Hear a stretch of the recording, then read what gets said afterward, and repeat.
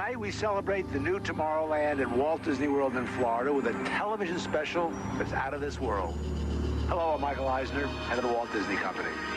In a top-secret military installation somewhere in the United States, there are those who believe that the government is hiding the remains of an alien spacecraft that mysteriously crashed to Earth. With more and more scientific evidence of alien encounters and UFO sightings, the idea of creatures from another planet might not be as far-fetched as we once thought. In fact, one of you out there could have the next alien encounter. Enjoy tonight's special. I'm going to walk over and see if I can sneak a peek. Maybe not. Alien Encounters from New Tomorrowland is brought to you by Bounty. Outstanding absorbency and durability make Bounty the quilted quicker picker-upper. Scientific verification of extraterrestrial life forms routinely arriving on Earth. Top secret reports from ongoing military investigations. Compelling home videos of alien craft captured within the last few months. World figures who have gone public with their own extraterrestrial experiences. The shocking history of government misinformation programs designed to prevent widespread panic.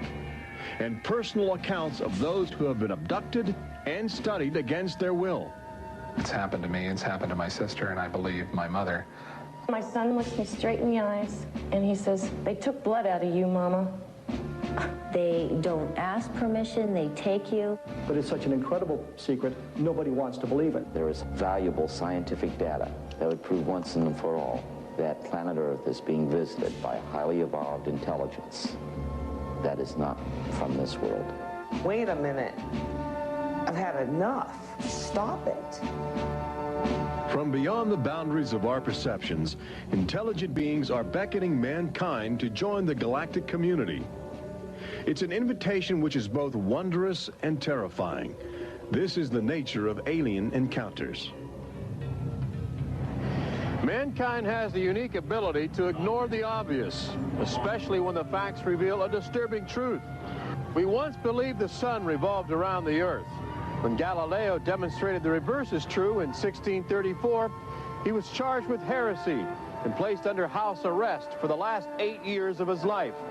The charges were later dropped, 342 years later. Now, as we approach a new millennium, mankind is in the midst of the most profound event in history, actual contact with intelligent life from other planets. For nearly 50 years, officials have been documenting routine alien encounters here on Earth. And thousands of people have seen or experienced this alien presence. Yet many others still refuse to acknowledge the obvious evidence all around them. What is it like to be confronted by a creature whose intelligence and skill is far beyond the comprehension of mankind? Would it be enlightening? Would it be an exercise in terror? Or perhaps both? Here in the new Tomorrowland at the Walt Disney World Resort near Orlando, Florida, these concepts are brought to life as guests experience their own alien encounter, a sensory thriller from Disney and George Lucas. We'll give you a sneak preview later in the show. But first, we must prepare you for the future with some shocking insights from the recent past. Alien ships seem to arrive in waves. And if the last few years are any indication, planet Earth is experiencing a tsunami of sightings.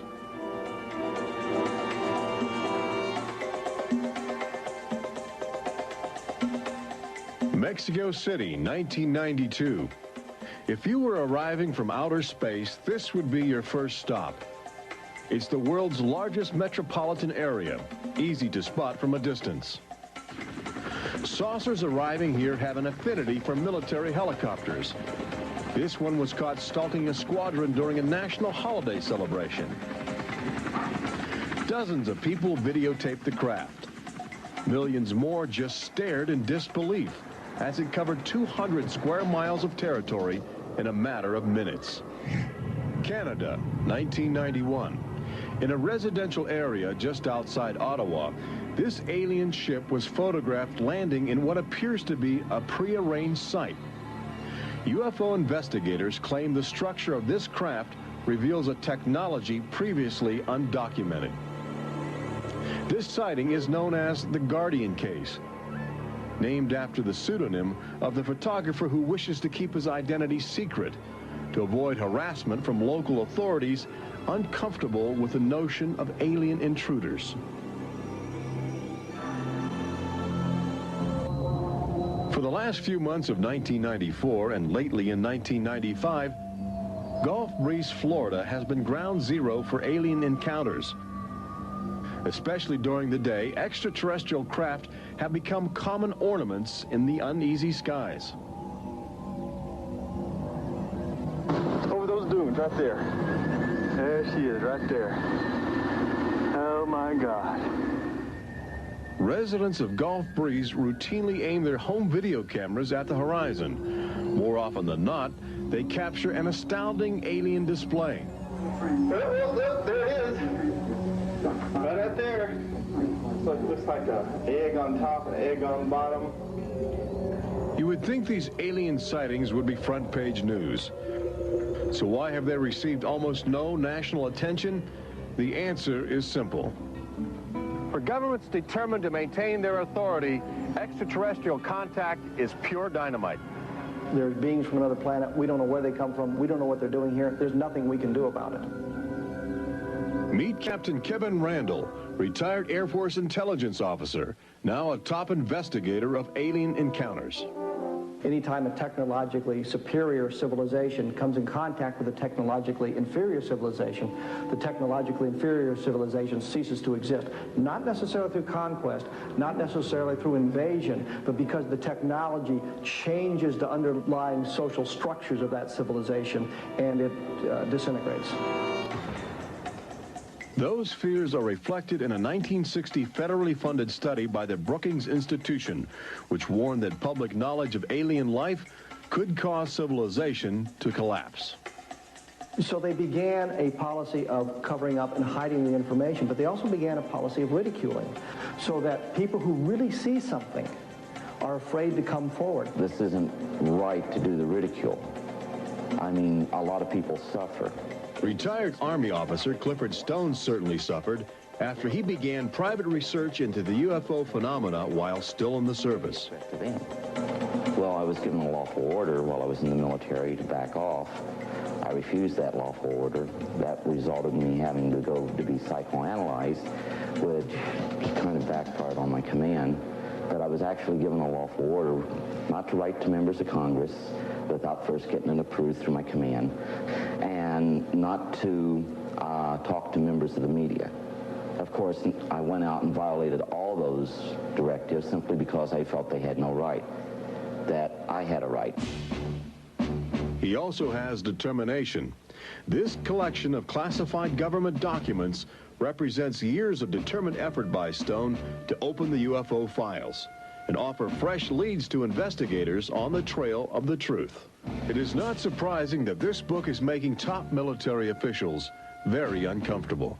I think that some of the underlying concerns they have is the impact it will have on society as a whole if the information is ever released.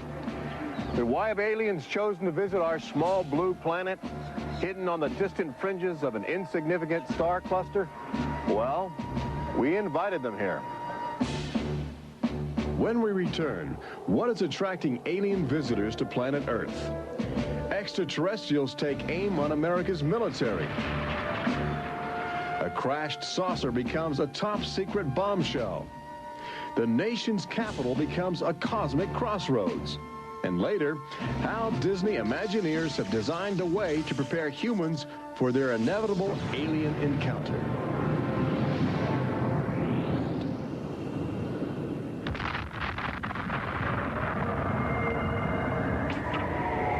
And I looked, and behold, a whirlwind came out of the north, and a fire enfolding itself, and the brightness was about it.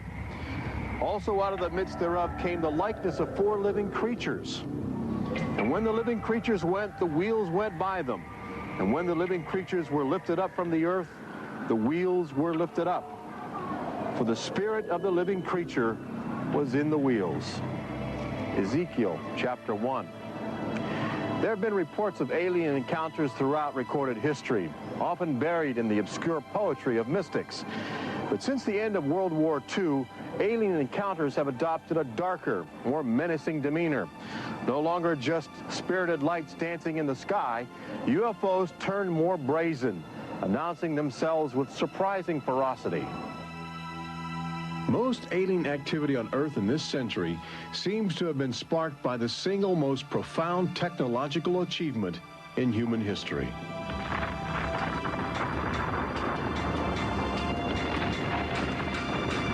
The atomic bomb did more than blow away every conventional notion of combat.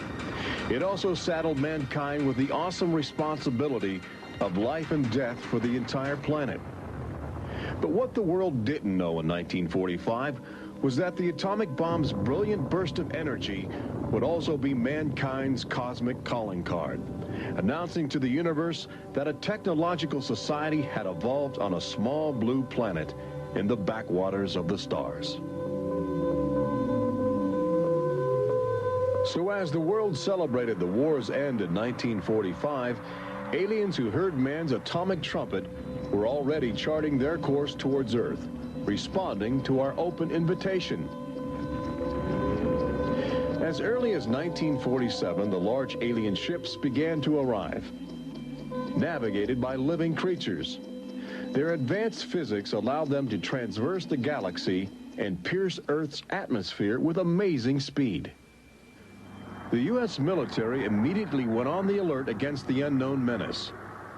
Sightings were perceived as threats to the security of an America still reeling from the edgy consciousness of war. And the sightings were taking place all across the country. I glanced up and there were 3 flying saucers in a V with what appeared to be a dome on the top with, I can't be sure, but I believe I saw the sun glinting off of, well, windows or observation portholes of sort. I think it was from outer space, but friendly. Army fighter planes are on patrol for flying saucers. Cameras installed to photograph them. Portland, Oregon, the area from which came the first weird reports.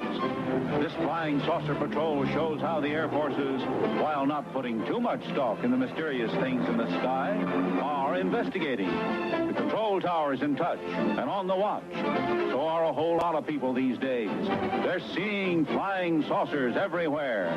Flocks of fantastic discs flying through the air. But the military finally had to admit that something was happening that they didn't understand, offering their first and only public statement on the UFO phenomenon. The recent sightings are in no way connected with any secret development by any agency of the United States. They weren't always called flying saucers. Some reports claim they resembled other household objects. The public was fascinated and anxious to make contact. But our official response remained aggressive, sometimes sparking deadly games of high-speed, high-altitude cat and mouse. National Guard Captain Thomas Mantell played that game and quickly became a grisly statistic. His last words, as Mantell soared at an altitude of 20,000 feet, are a chilling commentary on the power of the alien ships. I'm closing in to take a look. It looks metallic and of tremendous size. It's going up now as fast as I am. That's 360 miles per hour. I'm going after it. Moments later, Captain Mantell's mission had ended. Occasionally, the tables were turned. More than one alien craft crashed and was recovered for secret U.S. military research. The most famous case took place in July of 1947, just outside the community of Roswell, New Mexico. Famous because local officials openly admitted they had retrieved an alien ship before their commanders instructed them to keep the story confidential. What you can't explain, they reasoned, you must deny. July of 1947, the Army Air Forces at Roswell announced we had captured a flying saucer. You can say our government announced in July of 1947 they had a flying saucer. 3 hours later, They announced, no, it's merely a weather balloon. The officers at Roswell made a mistake. But our government has come forward and said, yes, we had a flying saucer. Then they took it back. Any one of your viewers can go back to the newspapers on July 8th, July 9th of 1947, and just front page headline after headline that the government had captured a flying saucer. Don Schmidt from the Center for UFO Studies in Chicago is convinced that the Roswell case is the linchpin in America's ongoing alien cover-up. We have over 550 witnesses. They were there. They handled the debris. They saw the craft. They saw the bodies. They handled the crew members of that craft. And invariably, they all say, this was not from this earth. This is the actual site where the Roswell saucer was discovered, along with the bodies of 3 extraterrestrial missionaries who didn't survive the collision. The debris and the dead were impounded and taken away for top-secret study, while a classified investigative committee called the Majestic 12 was organized by President Truman. And a government cover-up was initiated with a calculated disinformation campaign. The military, I know for a fact, has established what's called disinformation programs, officially sanctioned deception programs. This is covered by a regulation at Department of Defense level that's secret. This is the case with the unidentified flying objects. I cannot say that the Roswell incident was a cover-up, but I can certainly say that the government back then and today acted like it was a cover-up and has been subject to being accused of a cover-up. The flying saucer debris at Roswell was attributed to a downed weather balloon. There was no explanation for the alien body parts among the wreckage. Before long, other sightings were dismissed as optical illusions caused by electrified swamp gas, with elaborate demonstrations staged for newsreel cameras to back up the claim. But while the Pentagon refused to publicly admit aliens had arrived on Earth, their top-secret internal memos told a different story, even detailing the various ships and the creatures they had autopsied. Meanwhile, the American people fell in love with flying saucers, sensing something playful in their alien design. Before long, even the military seemed to fall under the trance of the UFOs. Government inventors began to mimic what they were seeing in the sky, in a strategy to stumble upon the secrets of advanced alien technology. These rare films chronicle those primitive efforts. At a symposium conducted by Princeton University, weird and wonderful flying machines developed for the Army go through their paces. The flying scooter, for instance, with only a 7-horsepower motor. Or this flying what have you. Just count your fingers after starting the fans.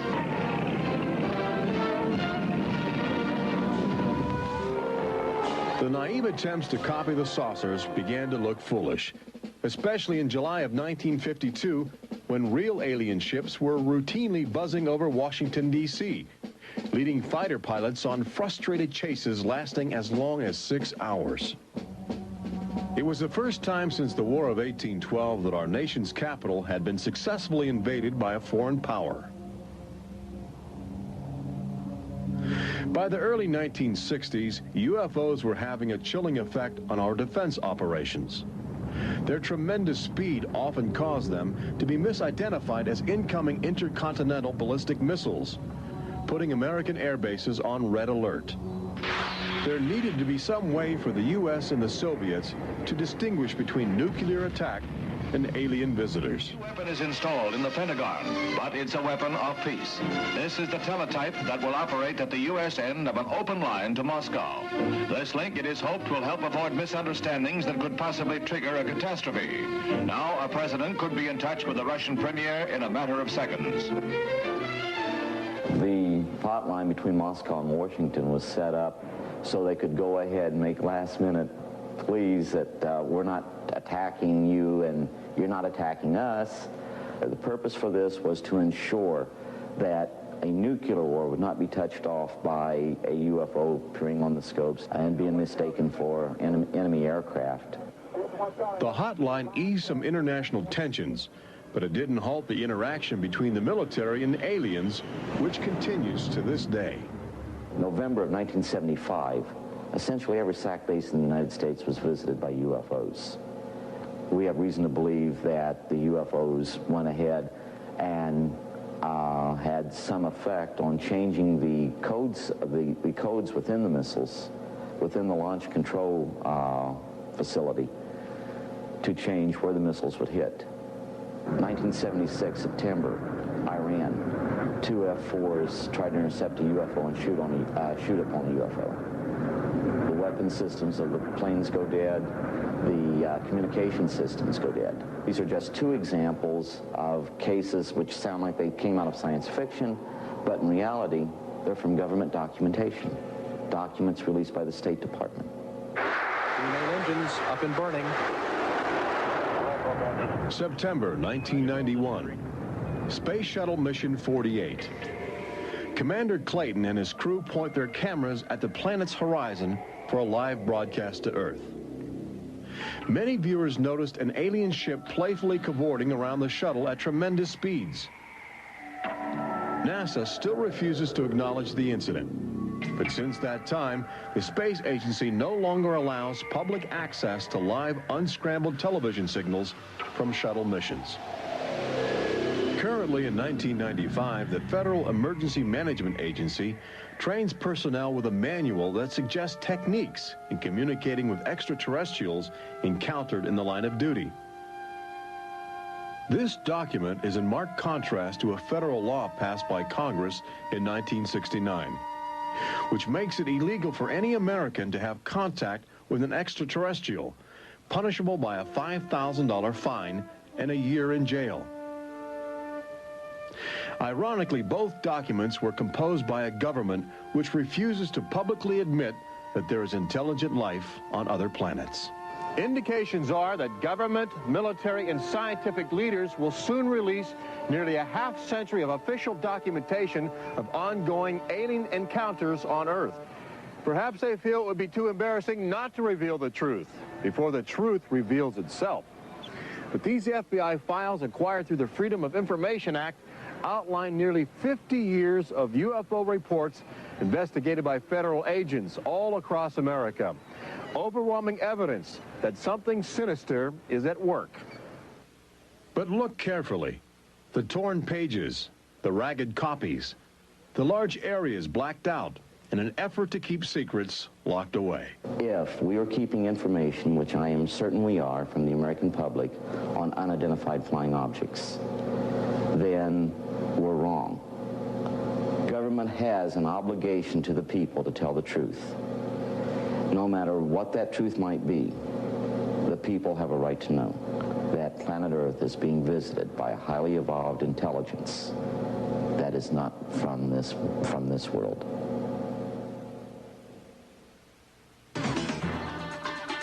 When we return, meet the people who have already experienced disturbing contact with creatures from another world.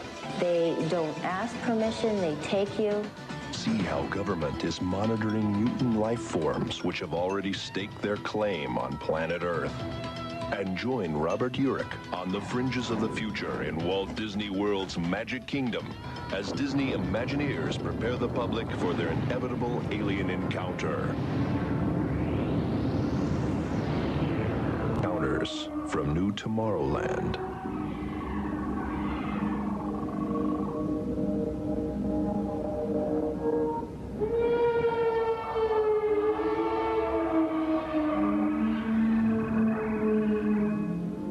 The fact is, everyone encounters alien life forms each day. We've just become accustomed to ignoring the evidence. We expect the first visitors from outer space to arrive in flying saucers. But there are new scientific suggestions that the microbiotic organisms, which routinely invade human bodies in the form of viral disease, may have extraterrestrial connections. These minute alien life forms may very well be the advanced invasion force, leading the way to test Earth's environment for more complex and determined creatures.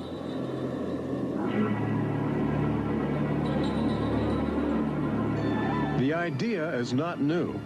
Arrhenius, a Swedish chemist who died in 1927, first proposed the theory of transfermia, the notion that life is universally dispersed, possibly carried by cosmic winds across the vast expanse of the galaxy in the form of viral spores. Uncovering this mutating alien life is an ongoing government project carried out by scientific teams at NASA. They begin by collecting meteors which have landed on the barren landscape of Antarctica. Here, low temperatures preserve the alien life clinging to 4 billion-year-old cosmic debris. In a specially sealed clean room at the Johnson Space Center, these crude interstellar spaceships are carefully dissected to extract the biotic matter inside. Amino acids, a kaleidoscope of organic compounds, and the chemical catalysts of life are analyzed with sophisticated gas chromatographs and mass spectrometers. Life is plentiful in the universe and eerily tenacious. Lately, scientists have found extraordinary numbers of unknown organisms which have gained a biological foothold where we once thought survival would be impossible. They grow in deadly ammonia gas. They are resistant to ultraviolet radiation. They thrive inside the radioactive cooling systems of nuclear power plants. And they can even survive the vacuum of space, reanimating themselves when air and water become available. Riding inside the stone cocoon of a meteor, life can travel virtually anywhere, and a good deal of it lands on planet Earth. But just as we explore the genetic package of alien life, visitors from space are routinely examining human specimens, abducting men, women, and children in order to conduct disturbing biological experiments. Very, very few people who've had the experience are willing to talk about it publicly. There is such a kind of ridicule factor. Bud Hopkins, researcher and author of the best-selling book Intruders, is America's leading investigator into the alien abduction phenomenon, and largely responsible for bringing the astonishing situation to the nation's attention. The most important thing about this, I think, in studying it, is to realize that there are very distinct patterns. This is not just a box full of crazy experiences which are mutually contradictory. The patterns start this way. People are abducted first in childhood. When I go back into my memory, I don't know a day without them.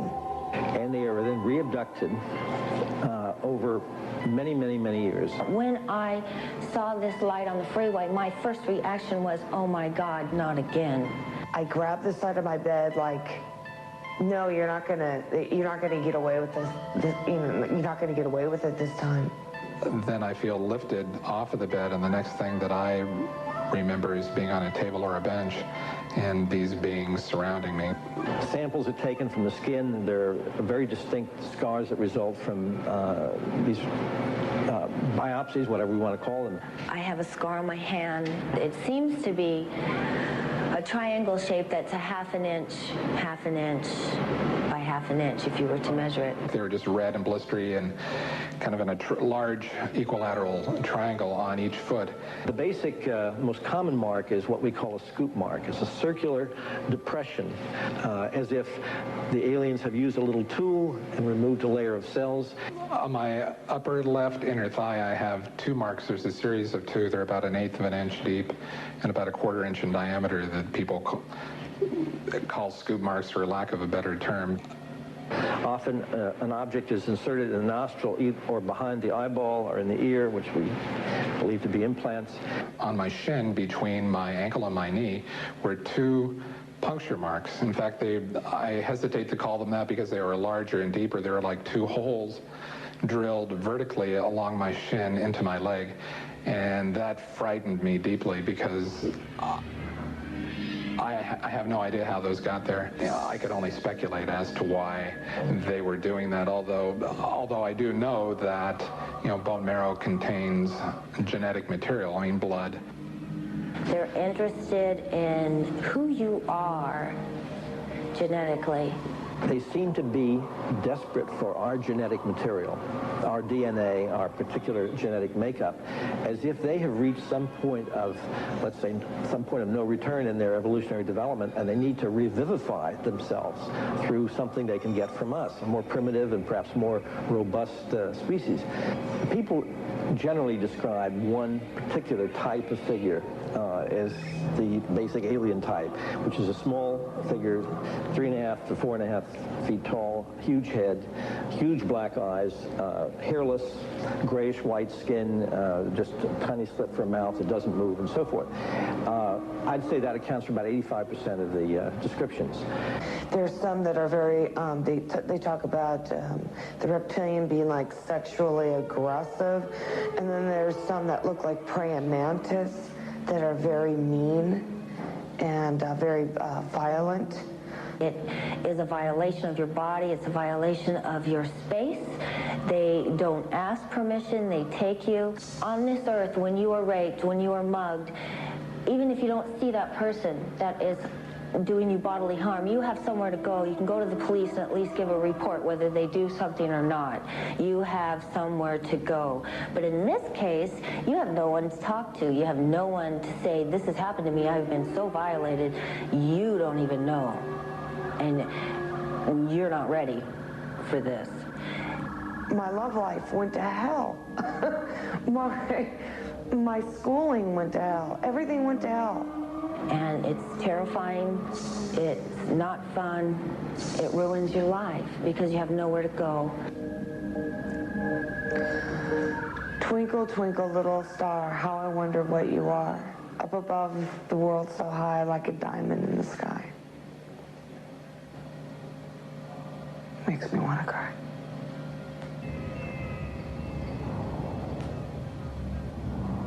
Part of the trauma involved in this is our government telling us that these objects don't exist. And I seem, and other members of my family, and other people seem to have these experiences.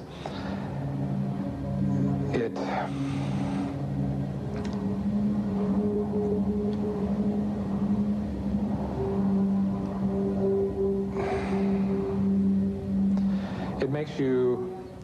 makes you doubt your sanity.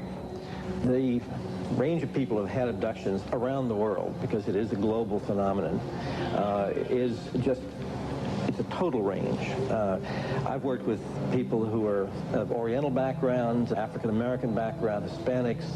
I've worked with one NASA scientist, a research scientist, who is an abductee, a police lieutenant from the South, doctors, lawyers. I mean, I've had, incidentally, 7 psychiatrists come to me because of their own personal abduction experiences. The phenomenon affects people from all walks of life. And it has a dramatic effect on families. Debbie and Terry know firsthand. Both are ongoing abductees with deep concerns about the chilling connections between aliens and their children. I thought this was mental illness. Then my son started speaking about little airmen coming into his room and taking us up, and there was even one point where he said, "They took blood out of you, Mama." He wanted guarding all the time. He wouldn't go to bed at night unless I slept with him. He was angry. And the other thing is he started setting traps. One night my husband came home from work and there's these little colored stones all over the garage. And Dale, my husband, said, "What is this for?" And he says, "Well, this is when the airmen come, they slip and fall on their butts." The interesting thing about children is a sort of innocence about their perceptions. I will present these cards of different heads, and there's Santa Claus, Batman, policeman, a clown, Ninja Turtle, an alien. What we do is to see how the child responds when we get to the alien face, and it can be extremely moving because I've seen children just collapse when they see the drawing of the alien, crying, hugging their fathers or their mothers in terror. Well, she was 4 years old, and she was past bedwetting and all of that behavior. She was beyond that, and she'd never wet her bed. And when we moved to Banning, she started having nightmares every night and wetting her bed. And a couple of weeks ago, she had a bunch of scratches on her face, and she didn't have them when she went to bed. I said, "What happened?" And it was funny. The only thing I could get out of her was that she asked me, "Do aliens hurt you?" And I went, "What?"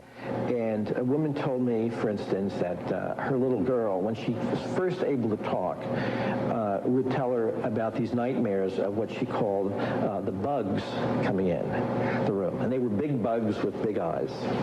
And again, there were some physical marks, all the surrounding evidence suggesting abductions. At one point, the mother, a few years later, was getting out of the car with her daughter at a shopping mall, and the Goodyear blimp was coming over. And the little child said, "Mommy, look, don't you remember when you and I were up in that thing with the bugs?"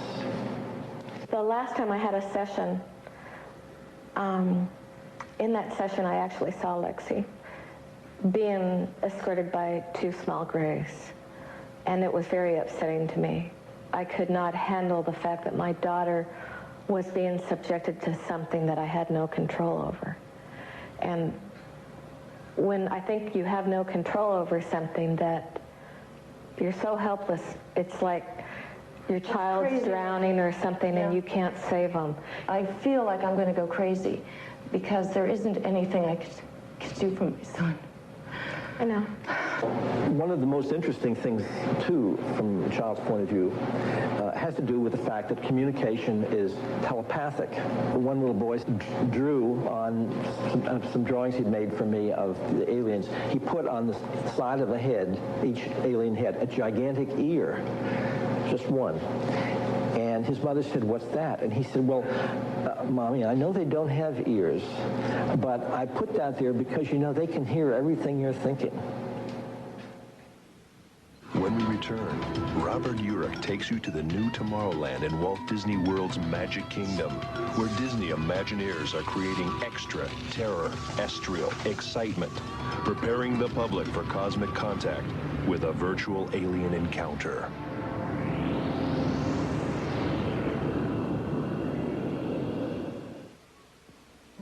An official UFO sighting report, one of thousands compiled over the last few decades. This particular report from October 1969 was filled out by Jimmy Carter. He was still governor of Georgia at the time. He witnessed a luminous object suspended in a twilight sky.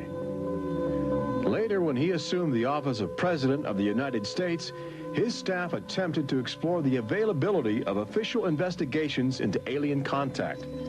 As this internal government memo illustrates, there are some security secrets outside the jurisdiction of the White House. We investigated lights in the sky for over 20 years. We didn't get anywhere. We have over 100,000 cases from over 160 countries in our files at the Center for UFO Studies in Chicago. When you actually take the time to look at the official record, look at the classified, disclosed documents on the phenomena, and I'll guarantee you'll walk away saying, why weren't we told about this? And why were we told something else altogether? We've all been indoctrinated to have this knee-jerk response just to that term, UFO. We have to ask ourselves, who started it? And isn't it about time we go out and find out for ourselves? Every year, NASA routinely propels about 24 astronauts into a low Earth orbit aboard the space shuttle, a loud, lumbering, somewhat primitive rocket ship.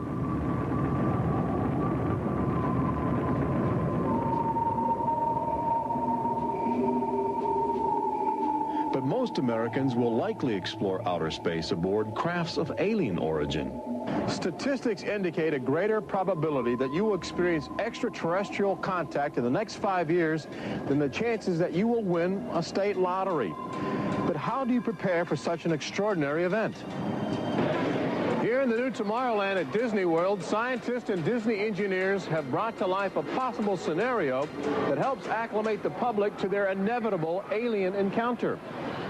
Welcome to the new Tomorrowland Convention Center in the Magic Kingdom, where humans can enjoy their first taste of the future, as well as advanced extraterrestrial technology, and begin to understand the disturbing facets of alien intelligence.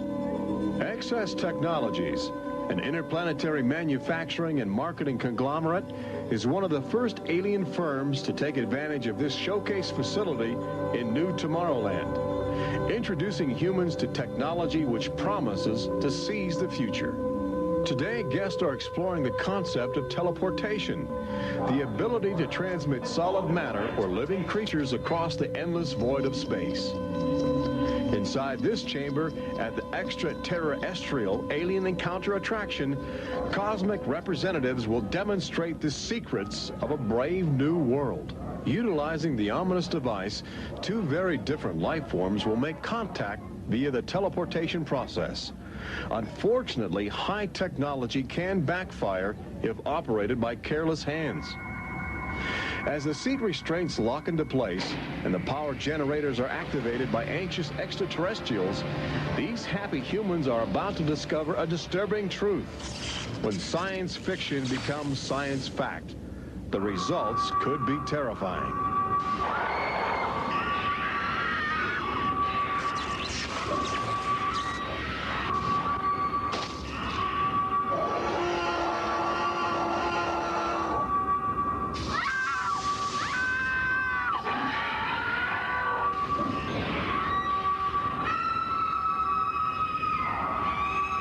Alien Encounter opens at Walt Disney World summer 1995.